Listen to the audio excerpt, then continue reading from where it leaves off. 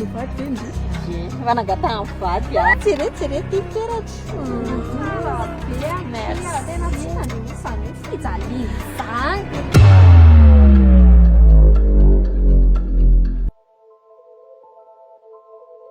Félicitations kindry fa henkony hoe na miakatra ny grade-ndry.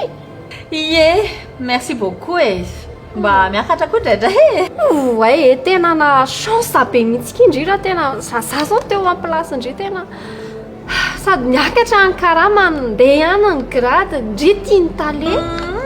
ena izara tena faly mihitsy satria mba miakatra kely indray aloha vola miditra ao an-trano mba milamindamina kely indray za sy nikizy Tena raha mba zaza teo amin'ny place-ndry tena te ohatrandry mihitsy kiza. Tsy hitandry mihitsy izany hoe ory izany tsisy petina an'izany mihitsy ny any amindry any. Ndry zao hitako hoe falifaly lalandava zao tena hoe zaza dino izay a. eny akia tsy adino koa tena faly kosa aloha zay e to dia atao rariva hiteo e ny tsy hitan'izy ireo ihany no asehoko fa ny fijaliana ao anatiko kosa dia izaho reriany mitondra azy.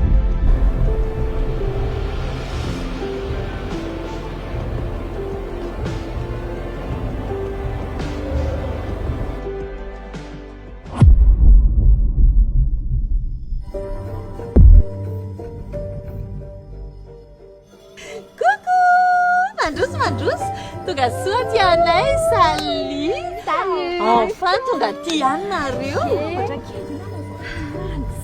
tsara biky le vue tena en plus tena efa nangatahany no vady ve ndry efa nangatahany vady a tseretserety peratra Merci. Tena tsy tandry mihitsy izany hoe fijaliana izany.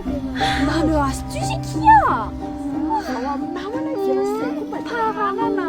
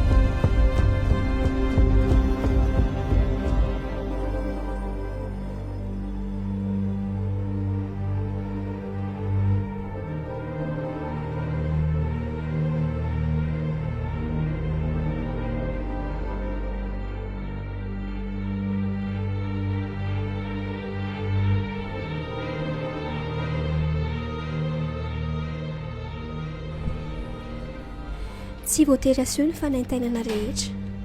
Indraindray dia ny tsiky no safidy hanafenana ny fijaliana.